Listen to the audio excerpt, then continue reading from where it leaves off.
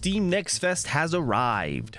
If you're unaware, this is a festival that Steam puts on about twice a year that focuses on indie games. And as a requirement of entry, you need a playable demo for your game. Meaning right now on Steam and for the next 7 days or so, there are hundreds of demos out there for you to try. And if you find some you really like, you can add them to your wishlist. Some of them have pre-orders and others even have their Kickstarters open right now. I'm going to be playing as many as I can in these next couple days, and I'll try to showcase the ones that just really blow me away. And with that, here are the demos I've enjoyed this first day of Steam Next Fest. First off, Cult of the Lamb. Now, I've been following this for a while and I've been really hyped for it. Usually I get too hyped for a game and then it just doesn't live up what I thought it was going to be. But I can safely say that that wasn't the case here.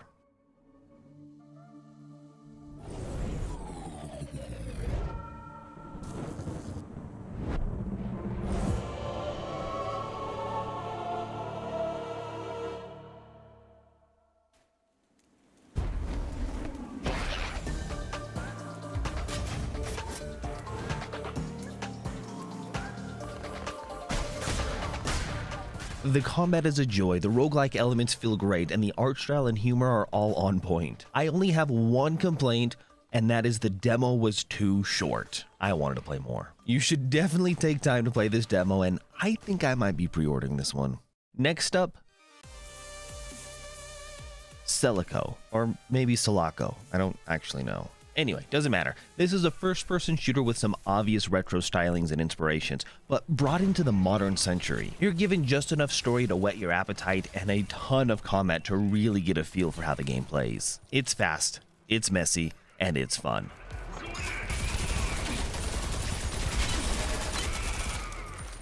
I then went on and played another first-person shooter called Hellsinger.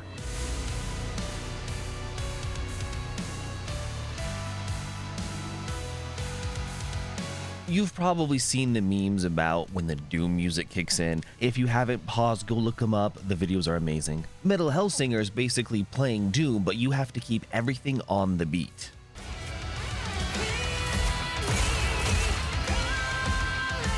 Yeah, this is a rhythm-based first-person shooter set to an original metal soundtrack. I didn't know I needed rhythm-based first-person shooters in my life until now.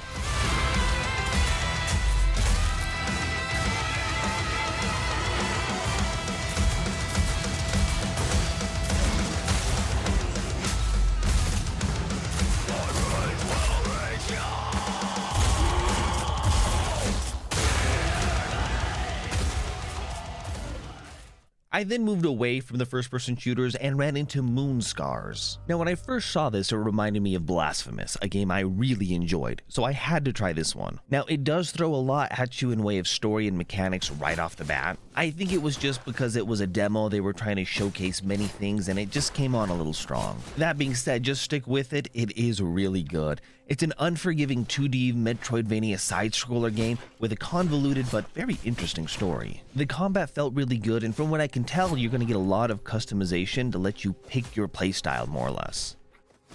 Now, speaking of Metroidvania, I played Ghost Song, and well, it's Metroid, but a little slower and a little more beautiful.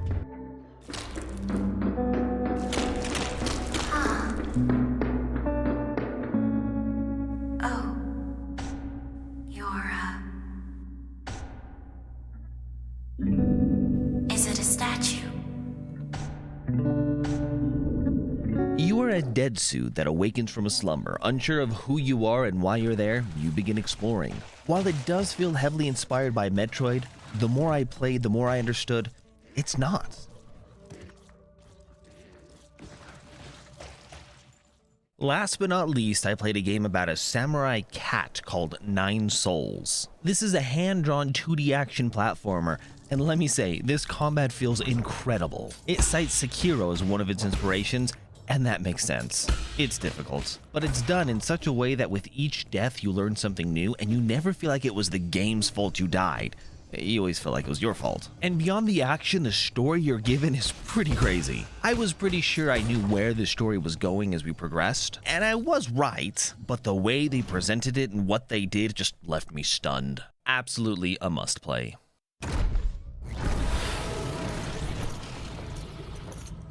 Now, I've only showed 6 games that I ran into and really enjoyed, but there are hundreds more.